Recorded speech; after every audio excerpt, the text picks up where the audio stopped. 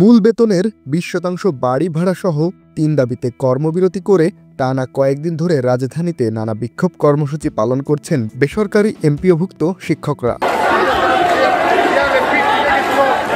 এরই মাঝে তাদের পক্ষ থেকে ঘোষণা এসেছে, আজকের মধ্যে প্রজ্ঞাপন জারি করা না হলে 3 দফা থেকে 1 দফা জাতীয়করণের আন্দোলন শুরু করবে এমপিওভুক্ত শিক্ষক কর্মচারীরা।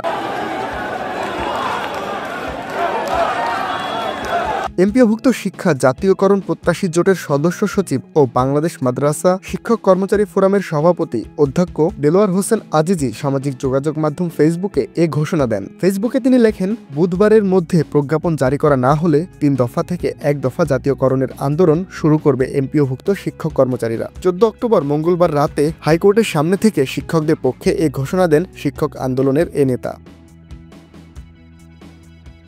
আজ সরেজমিনে দেখা যায়, শহীদ মিনারে সকাল থেকে জড়ো হতে শুরু করেছেন শিক্ষকরা। আন্দোলনকারী শিক্ষকদের মতে, দীর্ঘদিন ধরে তাদের ন্যায্য দাবি উপেক্ষিত হয়ে আসছে। সরকার তাদের দাবিগুলো আমলে নিচ্ছে না বলেই তারা রাজপথে নামতে বাধ্য হয়েছেন। শিক্ষকদের 3 দফা দাবিগুলো হলো মূল বেতনের 20% হারে বাড়ি ভাড়া ভাতা, 1500 টাকা চিকিৎসা ভাতা ও কর্মচারীদের জন্য 75% উৎসব ভাতা প্রদান।